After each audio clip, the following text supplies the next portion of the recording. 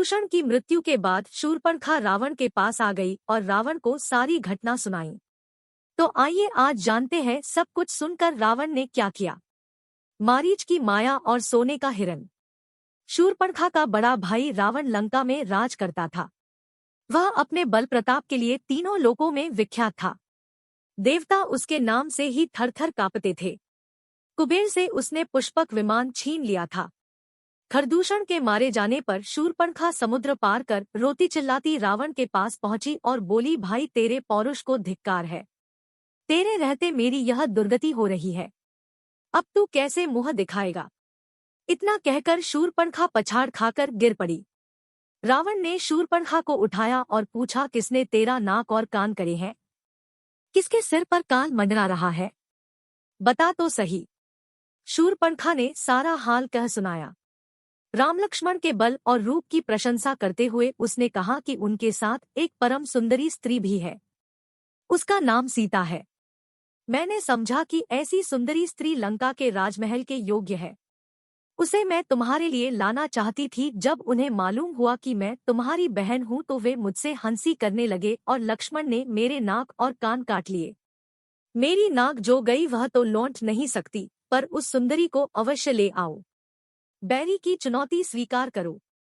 खरदूषण की मृत्यु के समाचार से रावण पहले तो कुछ घबराया, फिर उसने शूर्पणखा को समझा बुझाकर सीता को ले आने का निश्चय कर लिया। उसने तुरंत अपना आकाशगामी रथ मंगाया और उसमें अकेले ही बैठकर समुद्र पार मारीच के पास पहुंचा। विश्वामित्र के आश्रम में श्रीराम के बाण से चोट खाकर मारीच समुद्र के किनारे तप करने लगा था। मारीच ने राक्षसराज का उचित सत्कार किया और इस तरह आने का कारण पूछा। रावण ने मारीच को पूरी कहानी बताकर अपना आशय बताया और कहा कि सीताहरण में तुम मेरी सहायता करो। सोने का हिरन बनकर तुम राम लक्ष्मण को आश्रम से दूर ले जाओ।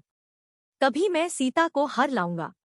स्त्री के वियोग में राम या तो अपने आप मर जाएगा या उसका बल क्षीण हो जाएगा। तब मैं उसे सहज ही जीत लूंगा। रावण की बात सुनकर मारीच के प्राण सूख गए। उसने राम के बाण की घटना सुनाकर कहा कि अब तो जब कोई राम का नाम लेता है अथवा अक्षर वाला कोई शब्द रथ, राजा, रत्न आदि बोलता है तो वह सुनते ही मुझे कंपी लग जाती है। मेरी बात माने तो राम से बैर न करे। मारीच की बात सुनकर रावण बड़ा क्रोधित हुआ और बोला, मैं यहाँ तेरे उपदेश सुनने नहीं आया, आज्ञा देने आया हूँ। हो सकता है कि राम के बाण से तू बच जाए, लेकिन यदि मेरी बात नहीं मानी तो मैं तुझे अभी मार डालूंगा। मारीच को विवश होकर रावण की बात माननी पड़ी।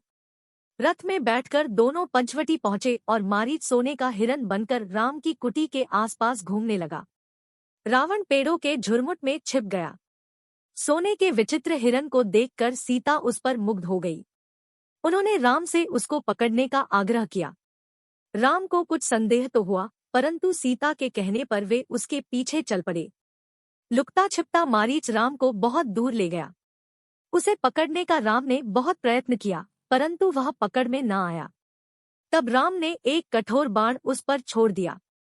बाण लगते ही मारीच गिर पड़ा और अपने असली रूप में आ गया। राम की बोली में वह जोर से चिल्लाया, हाँ सीता, हाँ लक्ष्मण, मैं मरा। राम की पुकार सुनते ही सीता लक्ष्मण से बोली, भाई संकट में है, जल्दी जाओ। लक्ष्मण ने कहा, माता आप चिंता न करें, आर्य राम का कोई कुछ बिगाड़ नहीं सकता। जो आवाज सुन पड़ी है वह बनावटी मालूम पड़ती है। खरदूषण के मारे जाने पर राक्षस बदला लेने पर उतारू हैं, वे हर तरह का छल कर सकते हैं। जब लक्ष्मण किसी तरह उन्हें अकेला छोड़ने को तैयार न हुए तो सीता अनेक प्रकार के दुर्वचन कहने लगी। वे बोली, तुम भी भरत के गुप्तचर मालूम पड़ते हो सकता है मेरे ऊपर भी तुम्हारी कृदृष्टि हो। अगर आर्यपत्र को कुछ हो गया तो मैं गोदावरी नदी में डूब मरूंगी। होनी प्रबल होती है। इन कठोर वचनों से आहत होकर लक्ष्मण राम की खोज में चल पड़े। रावण ऐसे ही अवसर की तलाश में छिपा बैठा था। सन्यासी का भेष बनाकर वह सीताजी की कुटी पर वेद मंत्र बोलते हुए आ गया। सीताजी ने उचित अतिथि सत्कार किया। तब रावण ने अपना नाम बताया और लंका चलने के लिए सीताजी से कहा। सीताजी ने उसे डांटा और राम का डर दिखाया। रावण ने समय खोना उचित न समझा। उसने झपटकर सीताजी को उठा लिया और आकाशयान में बिठाकर लंका की ओर चल दिया। सीताजी हाँ राम, हाँ लक्ष्मण, चिल्लाती हुई रोती जा रही थी। प्रत्येक वृक्ष, पहाड़, पशु पक्षी से वे निवेदन करती कि वे राम को बता दे कि लंका का राजा रावण तुम्हारी प्यारी रानी को पकड़ ले गया है। गिद्धराज जटायु ने सीताजी का रोना सुना तो उसने अपने कोटर से निकलकर रावण को ललकारा और पूरी ताकत से वह रावण पर टूट पड़ा। उसने रावण का कवच काट डाला और उसे घायल कर दिया। जटायु ने रावण के धनुष बाण काट डाले और उसका रथ भी तोड़-फोड़ डाला। तब रावण ने तलवार से जटायु के पंख काट डाले और सीता को लेकर लंका की ओर चल दिया। रास्ते में सीता ने एक पहाड़ की चोटी पर कुछ बंदरों को बैठे देखा। रावण की आंख बचाकर उन्होंने अपने कुछ आभूषण एक कपड़े में बांधे और पोटली को पहाड़ की चोटी पर गिरा दिया। लंका पहुंचकर रावण ने सीता को अपना सारा राजमहल दिखाया और कहा कि यह सब तुम्हारा ही है। तुम लंका की पटरानी बनने को तैयार हो तो मेरी सब रानियां तुम्हारी सेवा में रहेंगी। परंतु सीता किसी तरह न मानी।